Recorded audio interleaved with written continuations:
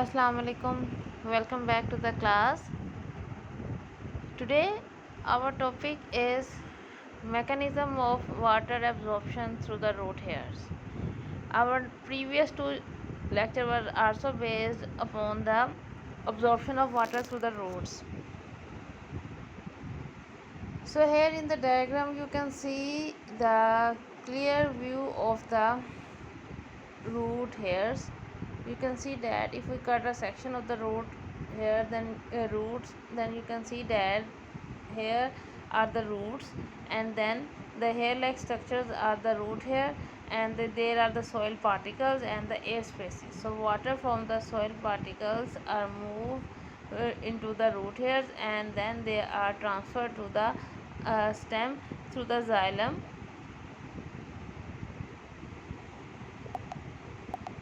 Here in this diagram you can clearly see the root hairs. You can see that from on the primary and the secondary root the hair like structures are present. These are the root hairs that actually absorb the water from the soil. In this diagram you can also see that the root hairs, from the root hairs water move, the blue arrow indicating the direction of the water movement. From the root hair cells the water enter into the root cortical cells or the cortex, and then it moves towards the xylem vessels and then to the upper parts of the stem and then leaf. Here in this video you can see that how the water molecules are transferred through the xylem cells, and they move with the help of two forces, that are the adhesive forces and the cohesive forces. Means they move through the mechanism of adhesion and the cohesion. So xylem cell wall, these are the water particles that are cohesive, that have the two forces, adhesive forces and the cohesive forces, and because of these two forces water moves through the capillary action and towards the upper part of the stem.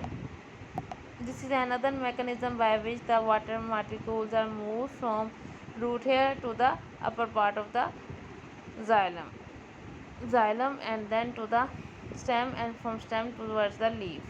So the water entering the root hair, the yellow are the root hair cells, and then it moves toward the root xylem via root cortex, and then it moves towards the xylem in the form of stream, stem xylem, and then the leaf vein. Then it reaches to the spongy mesophyll from the epidermis towards the guard cells, and from the guard cells it moves out with through the process of evaporation or the transpiration. So the mechanism of absorption of water by the root is very much simple. Water is absorbed mainly by the younger part of the roots in the region of the root hairs. यानी कि root hairs के जो younger regions हैं वो जो है वो water absorb करते हैं, and this soil solution has a higher water potential than the cell of the epidermis and the root hair. Definitely हमें पता है कि soil के अंदर जो है वो वाटर पोटेंशियल जो है वो ज़्यादा होता है as compare to the epidermis and the root hair. इसी वजह से जो वाटर जो है वो एंटर होता है from the root enter the root from the soil by the osmosis. तो ऑस्मोसिस के थ्रू जो है वो ऑस्मोटिक पोटेंशियल मैंने आपको बताया था कि क्या है, कि जहाँ से हायर कंसनट्रेशन से जो सॉल्वेंट है वो मूव करता है टूवर्ड्स द लोअर कंसनट्रेशन. तो इस तरह से सॉइल जहाँ पे वाटर पोटेंशियल जो है वो ज़्यादा होता है तो वो कहाँ पे वाटर मूव करता है towards the epidermis and the root hair. Water potential gradient exists across the root from higher potential in the cell of the epidermis to lower potential in the cell adjacent to the xylem.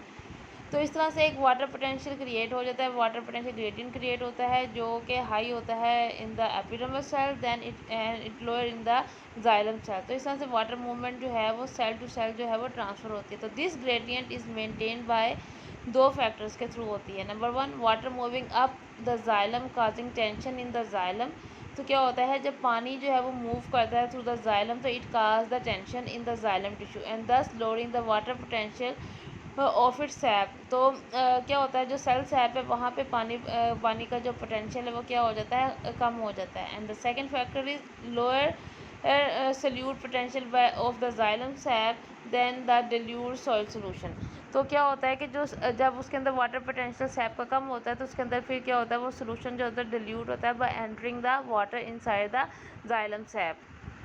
अगर हम इसकी pathway की बात करें, pathway of water movement across the root, तो वो क्या है, the water moves across the root by the apoplast. मैंने आपको 3 तरह के कॉन्सेप्ट्स बताए थे प्रीवियस चैप्टर में। डेट वाज द एपोप्लास्ट जो कि था through the cell wall water, और सिम्प्लास्ट था through the cytoplasm, and the vacuolar pathway that is toward the with the help of the vacuole. तो तीन पाथवे थे वाटर मूवमेंट के, that was the symplast, apoplast and the vacuolar pathway.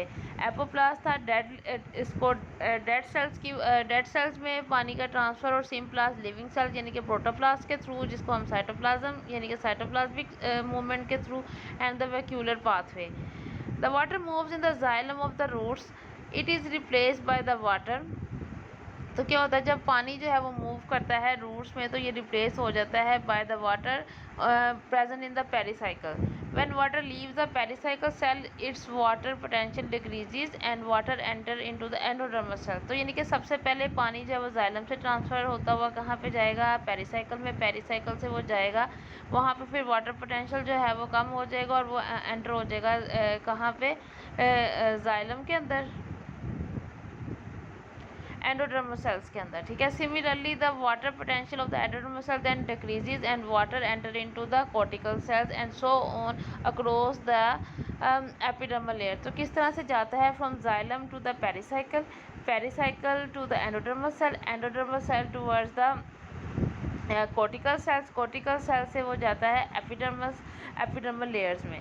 As water evaporate from mesophyll cell, जैसे ही वो epidermal cells में जाएगा leaf के, तो वहाँ पे मीजोफिल सेल प्रेजेंट होंगे। मीजोफिल सेल में स्टोमेटा प्रेजेंट होते हैं, जहाँ पे जो है वो इंटरसेलुलर स्पेसिस के थ्रू पानी मूव करता हुआ जो कि कंटिन्यूस एपोप्लास्ट स्ट्रीमिंग मूवमेंट के थ्रू जो है वो ट्रैवल करेगा, और वहाँ से वो रिमूव हो जाएगा from the stomata. But when the water moving through spaces in the cell wall reaches the endodermis, its movement is checked by water-proof Casparian strips. मैंने आपको बताया था कि एंडोडर्मिस में डेपोजिशन प्रेजेंट होती है, जहाँ पे जिसको हम क्या कहते हैं, कैस्पेरियन स्ट्रिप्स कहते हैं, और ये वाटरप्रूफ एरिया यानी कि ये इम्परमिएबल टू वाटर है। These strips prevent movement of water through the apoplast. तो सेल वॉल में जो है कैस्पेरियन स्ट्रिप की वजह से जो है वो पानी मूव नहीं करता। The movement of water and mineral dissolve in it take place through passage cells, the endodermal cells in which no extra cellular thickening occurs. यानी कि ये पैसिड सेल्स की जरूरत है। पैसिड सेल्स वो सेल्स होते हैं जहाँ पे ये भी एंडोडर्मल सेल्स होते हैं, लेकिन यहाँ पे कैस्पेरियन स्ट्रिप्स प्रेजेंट नहीं होती, मीन कि यहाँ पे एक्स्ट्रा सेलुलर थिकनिंग जो है वो प्रेजेंट नहीं होती। Therefore the water moves via symplast and the vacuolar through the endodermal cell. तो एंडोडर्मल सेल्स में जो वाटर मूवमेंट है वो दो सिस्टम के थ्रू होती है, वो है symplast system and the vascular system, जबकि एपोप्लास्ट सिस्टम के थ्रू जो है यहाँ पे मूवमेंट नहीं होती। Such control is necessary to prevent entry of toxic substances. तो इस तरह से क्या होता है कि ये जो सिस्टम है, यहाँ से प्लांट के अंदर जो है वो टॉक्सिक सब्सटेंसेस लाइक जो फंगल पैथोजेंस है वो ट्रांसफ़र नहीं होते। तो that is all about the mechanism of absorption of water by the roots. अब इस का जो लास्ट टॉपिक है, that is factor affecting the absorption of water, यानी कि कौन कौन से फैक्टर जो है वो वाटर मूवमेंट को जो है वो अफेक्ट करते हैं। तो सबसे पहला जो आता है वो है soil temperature. Soil temperature affect the rate of absorption of water. The plant growing in soils with low temperature absorb less water.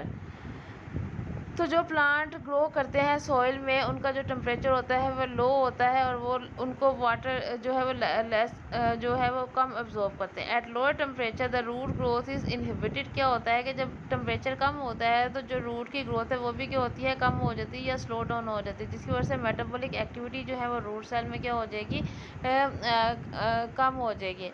तो the protoplasm become less active. ठीक है, तो इस तरह से वाटर जो है तो इसका मतलब है सॉइल टेम्परेचर जो वो बहुत ज़्यादा मैटर करता है। तो अगर सॉइल टेम्परेचर ज़्यादा होगा तो वाटर एब्जॉर्प्शन भी ज़्यादा होगी, अगर सॉइल टेम्परेचर कम होगा तो वाटर एब्जॉर्प्शन जो है वो भी जो है वो कम ज़्यादा होगी। द ऑप्टिमम टेम्परेचर जो है ना मैक्सिमम एब्जॉर्प्शन के लिए जो है वो 20 to 30 डिग्री सेंटीग्रेड करता है, यानी कि 20 to 30 डिग्री सेंटीग्रेड टेम्परेचर पे जो सोयल वाटर एब्जॉर्प्शन है वो बहुत ज़्यादा होती है। सोयल एरेशन मैंने आपको बताया था कि स्पेसिस प्रेजेंट होती हैं जहाँ पे एक्सचेंज ऑफ गैसेज होती हैं। तो soil aeration is one of the most important factor in water absorption. It is commonly observed that rate of water absorption is higher in well aerated soil, यानी कि जहाँ पे एरेशन यानी कि जहाँ पे एक्सचेंज ऑफ गैसेस जो है वो ज़्यादा होती है वहाँ पे वाटर एब्जॉर्प्शन जो है वो भी ज़्यादा होती है।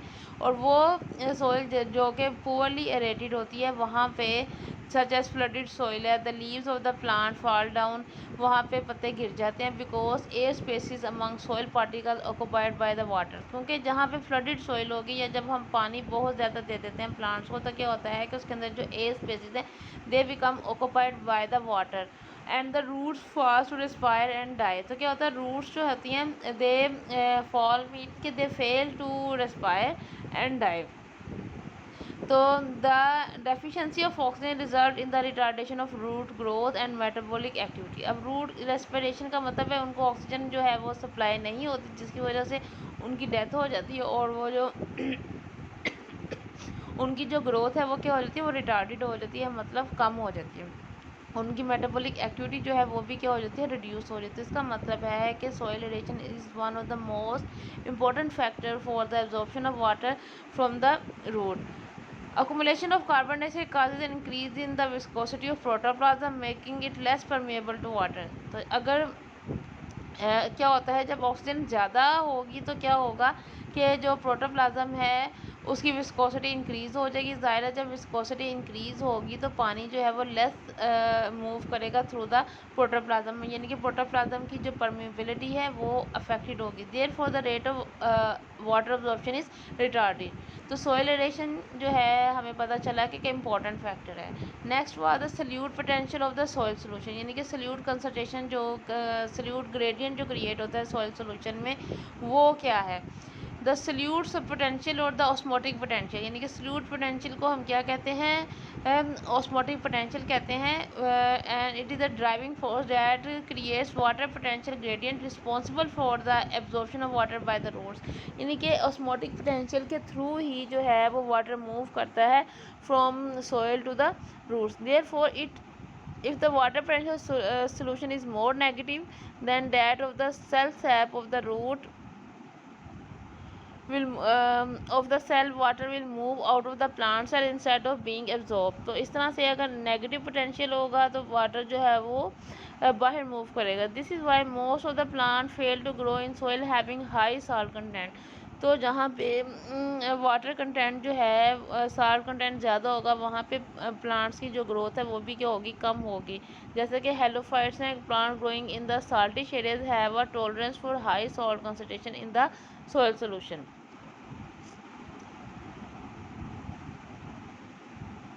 नेक्स्ट आता है availability of water.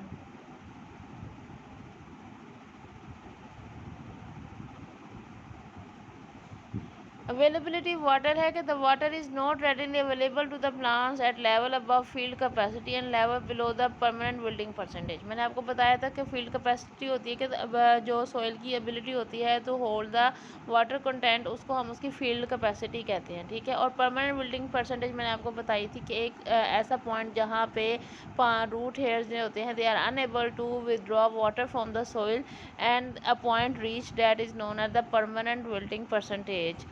Therefore, the rate of absorption of water is maximum between these two quantities. If water content increase beyond field capacity, the soil aeration is affected। ज़ाहिर है जब वाटर कैपेसिटी जो है वो increase कर जाएगी field capacity से तो डेफिनेटली एरेशन जो है वो अफेक्ट करेंगे। इसकी वजह से क्या होगा रेट ऑफ एब्जॉर्प्शन जो है वो भी डिक्रीज़ हो जाएगा और और वो चला जाएगा below the permanent building percentage that marks the depletion of available water, thus bringing an end to the process of absorption। तो अवेलेबिलिटी ऑफ वाटर जो है ये भी एक इम्पोर्टेंट फैक्टर है। तो जो लास्ट फैक्टर ये थे सोइल फैक्टर जो कि अफेक्ट करते थे water absorption through the roots. Next आते हैं plant factor affecting the absorption of water. उसमें आता है रूट सिस्टम आता है और ट्रांसपिरेशन आता है और metabolic activity of the root cells आती हैं।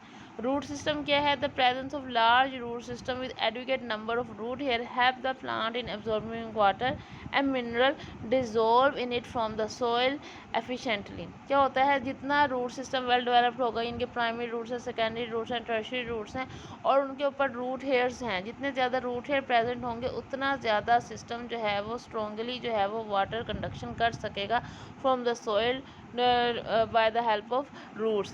In grasses, highly branched fibrous root system and in dicots, a deep tap root system help in absorption of water. तो grasses के अंदर fibrous root system होता है, जबकि dicots के अंदर tap root system होता है. Tap root system हमें पता है कि एक main root होती है, उससे primary root निकलती है, फिर primary root से secondary roots, secondary से भी tertiary और उनके ऊपर जो है वो root hairs जो है वो present होता है. That is known as the tap root system. तो इस तरह से इनका रेट ऑफ एब्जॉर्प्शन दायरा सरफेस एरिया इंक्रीज़ हो जाता है. जब सरफेस एरिया इंक्रीज़ हो जाएगा तो रूट्स जो है वो ज़्यादा पेनिट्रेट कर सकेंगे इनसाइड द सॉइल, जिसकी वजह से वो ज़्यादा वाटर जो है वो एब्जॉर्ब कर सकेंगे. The root hair play an important role in the absorption of water. These are thin walled, therefore the water moves into them more efficiently from the soil solution. तो जो root hairs हैं they are thin walled. क्यों? क्योंकि इनका thin walled होना इसलिए ज़रूरी है so that the water can be moved efficiently with the help of the root hairs. The root hair increase the surface area for absorption. जितने ज़्यादा रूट हेयर होंगे वो सरफेस एरिया इंक्रीज़ करेंगे. जब सरफेस एरिया इंक्रीज़ होगा तो absorption rate जो है डेफिनेटली वो भी इंक्रीज़ हो जाएगा. The roots of most of the gymnosperm get infected with the fungi present in the soil and form mycorrhiza. The fungi help in absorption of water from the soil. अगर हम gymnosperm का comparison करें angiosperm के साथ, तो angiosperm में tap root system जो है वो हेल्प करता है टू एब्जॉर्ब द वाटर, जबकि फंजाई जिम्नोस्पर्म के अंदर क्योंकि उनकी रूट्स के अंदर फंजाई प्रेजेंट होती है and it create the mycorrhiza. Mycorrhiza association मतलब कि रूट्स, माइक का मतलब होता है फंजाई और राइजा का मतलब रूट्स. तो रूट वो फंजाई फंगस जो कि रूट्स के अंदर रहती हैं उसको हम माइक्रोराइजा कहते हैं. तो ये माइक्रोराइजा इनकी जो फंजाई है they help in the absorption of water from the soil. Next आता है transpiration. The rate of absorption of water is almost equal to the rate of transpiration. ज़ाहिर है जितना पानी एब्जॉर्ब होता है उतना ही ट्रांसपरेशन यानी कि एवेपोरेशन हो जाती है. At high rate of transpiration the rate of absorption also increases. अगर ज़ाहिर है जितना पानी रिमूव हो रहा है तो फिर पानी को उतनी ज़रूरत भी है कि वो एब्जॉर्ब हो सके. So the transpiration from aerial part of the plant result in transpiration pull that causes tension in the water. तो ज़ाहिर है जब ट्रांसपरेशन होगी तो एक टेंशन जो है वो क्रिएट हो जाती है, जिसकी वजह से एक वाटर कॉलम जो है वो डेवलप होता है, जो कि क्या करता है कि थ्रू द एपोप्लास्ट और सिम्प्लास्ट के थ्रू जो है वो पानी एब्जॉर्ब करता है. This pull is transmitted down to the soil solution and result in water potential gradient and this gradient help in water absorption. तो ट्रांसपरेशन की वजह से क्या होता है, एपोप्लास्ट और सिम्प्लास्ट के थ्रू जो है वो जो पुल क्रिएट होता है वो ट्रांसफ़र होता है और इस तरह से वाटर जो है वो होता है. नेक्स्ट आता है metabolic activity the root cell. Metabolic activity का मतलब क्या है, उनकी डिवीजन एबिलिटी जो होती है किसकी, रूट सेल्स की. तो also double exist regarding the use of energy in absorption of water, yet the metabolism and absorption of water is closely related. ज़ाहिर है जब ऑस्मोटिक पोटेंशियल आ जाएगा तो उसका मतलब हमें एक्टिव ट्रांसपोर्टेशन जब होगी तो उसमें एनर्जी की ज़रूरत पड़ेगी और उसमें मेटाबॉलिज्म और एब्जॉर्प्शन का आपस में एक रिलेशनशिप क्रिएट होता है. द फैक्टर दैट इनहिबिट्स और retarded metabolism also affect the rate of absorption. ज़ाहिर है अगर रेट मेटाबॉलिज्म एक्टिविटी कम होगी, डिवाइडिंग सेल जो है वो कम बनेंगे, तो क्या होगा, जो एब्जॉर्प्शन रेट है वो भी कम हो जाएगा. These factor include the poor aeration and use of respiratory inhibitor such as the potassium cyanide. तो अगर हमारी एरेशन कम होगी तो मेटाबॉलिक एक्टिविटी जो है वो भी कम होगी, और अगर हम पोटाशियम साइनाइड यूज़ करेंगे तो वो भी रिटार्ड करता है मेटाबॉलिक एक्टिविटीज़ को. The energy produce during metabolic activity of the cell is use for elongation of root system. ज़ाहिर है मेटाबॉलिक एक्टिविटी के दौरान जो एनर्जी प्रोड्यूस होती है उसको वो जो है वो यूज़ होता है एलोंगेशन रीजन जो है रूट का, वो यूज़ करता है जिससे सेल जो है एलोंगेट करते हैं or which provide the new contact areas with the water present in the soil. Thus metabolism participate indirectly in the absorption. यानी कि मेटाबॉलिक जो है वो डायरेक्टली तो रिस्पॉन्सिबल नहीं है but it indirectly involve in the absorptions. So that is all about the water absorption. Through the root hairs. तो इसमें हम लोगों ने पढ़ा कि मैकेनिज़्म क्या है और जो है वो कौन कौन से फैक्टर जो हैं वो अफेक्ट करते हैं वाटर एब्जॉर्प्शंस को। So that was all about the chapter number 2, that was about the absorption of water. So is the chapter number 3. So in the next chapter we will study about the scent of sap, mean how the solute transfer from the different part of the plant. Take care. Allah Hafiz.